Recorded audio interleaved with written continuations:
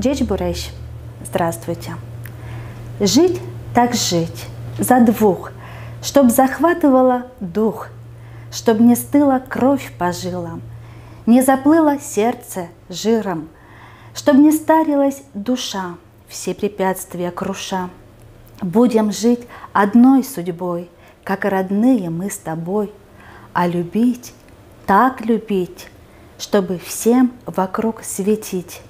Это отрывок из стихотворения удмуртского поэта и врача Ильи Зорина «Улоноке, улоно.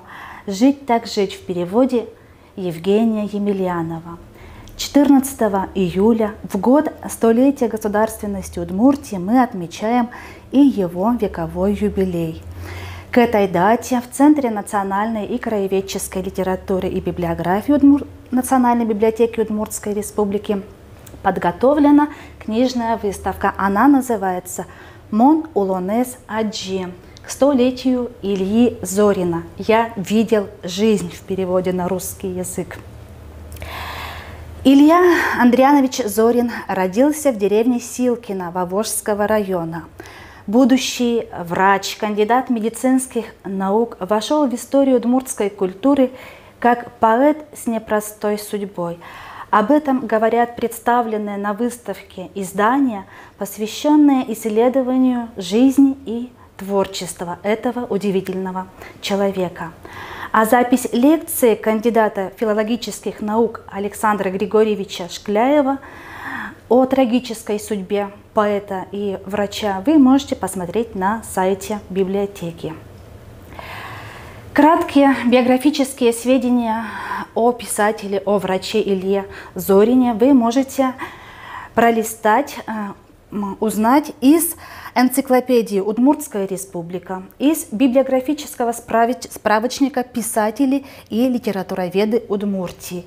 Имя Ильи Зорина, как участника Великой Отечественной войны, вошло в новое издание члена Союза писателей России, лауреата Госпремии Удмуртской республики Николая Спиридоновича Кузнецова «Даурьёслы улепещ Удмуртьёс». Мы знаем, что Илья Зорин, вопреки воле своего отца, выбрал профессию врача. В 1941 году он заканчивает Ижевский государственный медицинский институт, а в 1942 году заканчивает военно-медицинскую академию в городе Куйбышеве.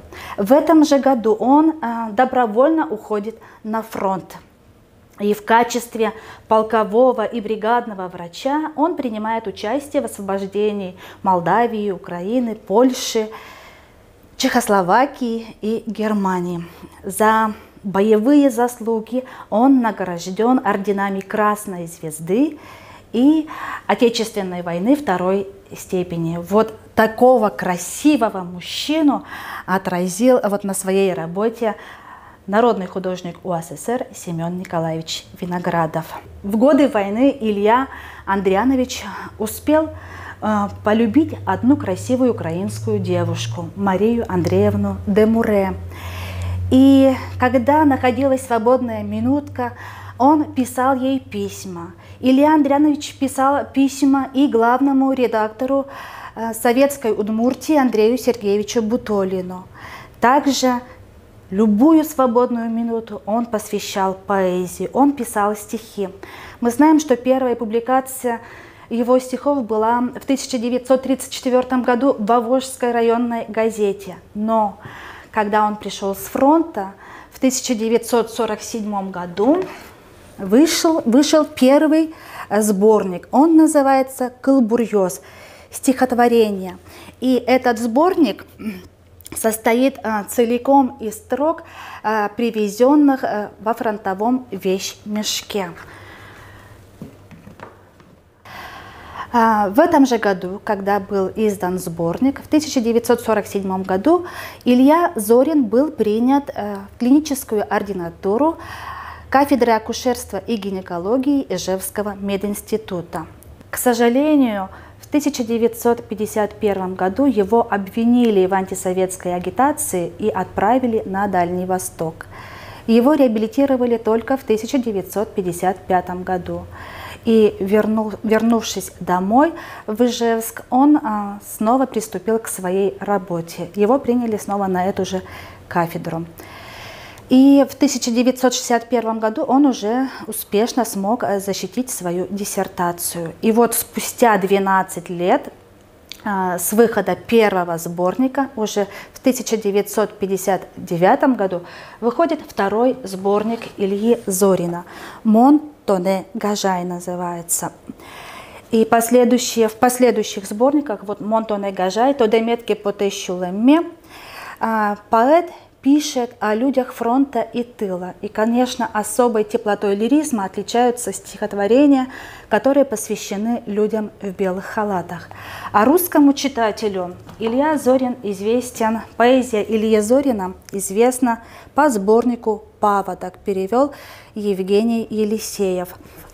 В предисловии Гай Сабитов пишет: «Это стихи о любимом с детства родном крае, где природа научила его понимать, о чем поют родники, о чем шепчутся листья в лесу, о великой родине, где народы, сплоченные в единую семью, строят счастливую жизнь, о Великой Отечественной войне, где автор, военврач, прошел многотрудный путь от берегов Волги до столицы братской Чехословакии, Праги.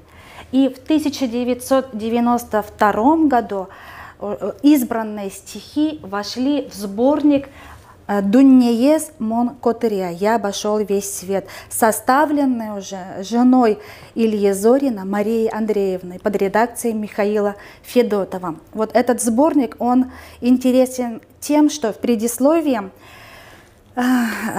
дан рассказ друга, школьного друга Ильи Зорина, журналиста и прозаика Василия Смирнова. Теплыми словами отзывается он о поэте. Даны фотографии.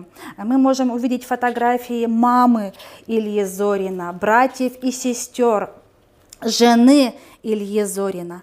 А в конце сборника даны письма, представлены письма с фронта, как он, Илья Зорин писал жене, чтобы она крепилась из фронта, и в заключении, когда он был, писал письма. Также есть интересное письмо товарищу Ворошилову, тогда он был председателем Верховного Союза СССР, что вот его неправильно обвинили, и он находится в заключении. И также пожелания всем читателям, очень теплые пожелания, вот что он очень гордится, что выбрал профессию врача, и говорит, что поэзия – это жизнь, окрыляет его жизнь, что вот люди, мечтайте и следуйте за своей мечтой. Его отдельные стихотворения вошли в сборники удмуртских поэтов и писателей. «Ми вормом», «Патриотьос», «Кижели», «Тылпырти», стихи удмуртских поэтов, «Вордышкем муземе». Есть у него рассказ «Тедивал», который вошел в сборник «Тылпырти». «Юмореска», «Пастух» вошла в сборник юмористических рассказов «Шекыч».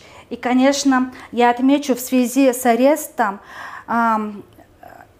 были удалены, изъяты и удалены все его рукописи, которые он создавал в ссылке.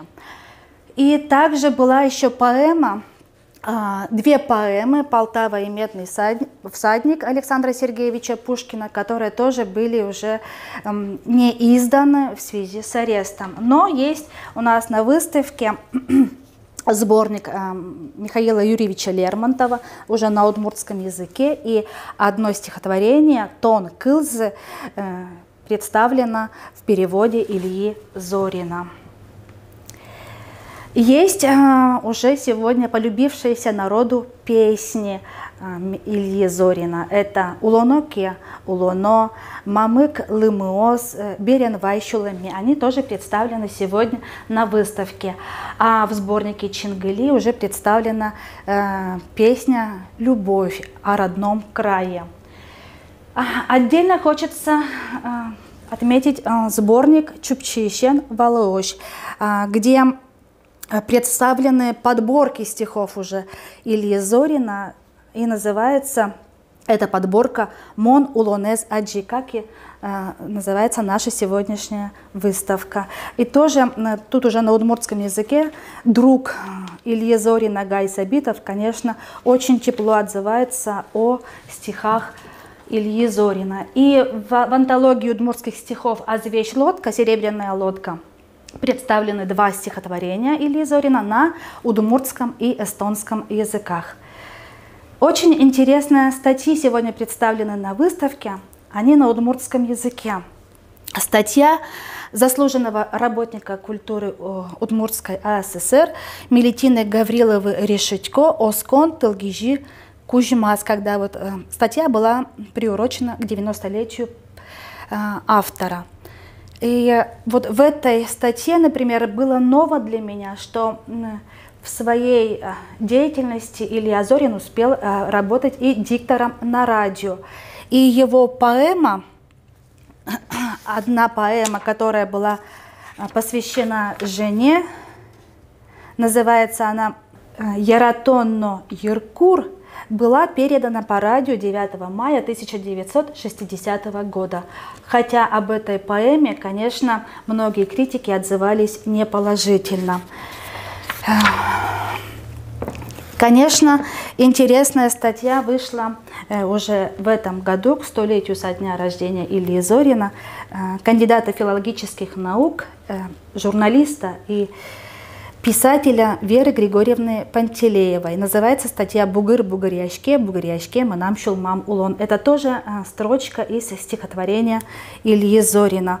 Вот, наверное, это та статья, после которой хочется снова прочитать все стихотворения Ильи Зорина.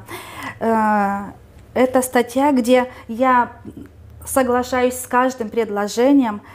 Вот автор статьи как будто нам рассказывает, вот через какие лекарства этот автор мог преодолевать свои какие-то трудные испытания в жизни. Это и вера в будущее, это любовь к своей жене, это любовь родного края. И мне кажется, что всем понравится эта статья.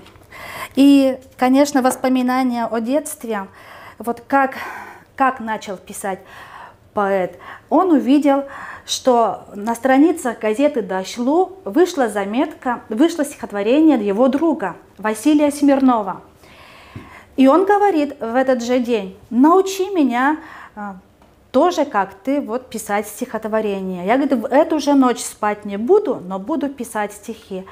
И вот через некоторое время он показывает стихи другу Василию Смирнову, потом они показали учителю удмуртского языка и литературы, который сказал: «Для начала пойдет».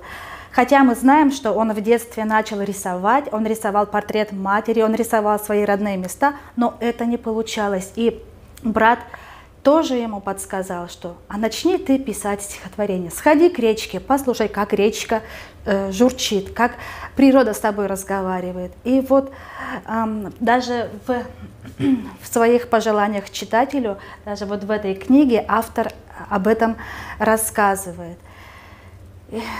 И, конечно, вот сегодня на этой выставке нет этой русской статьи, есть она в Национальной электронной библиотеке, в «Известиях Удмуртской республики» за 19 сентября 2007 года есть статья народного писателя Удмуртии Вячеслава Арсергея под рубрикой «Забытые имена». Он нам представляет интересные биографические истории из детства Ильи Зорина, о том, как он выбрал путь медицины, потому что мы все знаем, что он пошел искать лекарства для своего друга Касьяна, вот с которым они в детстве искупались. Тот замерз, и надо было вылечить срочно этого друга. О том, как он сделал интересный выбор, выбор жены, как они встретились, почему именно Мария Андреевна стала его супругой. Также автор повествует о страшных днях, которые автор проводил в заключении на Дальнем Востоке.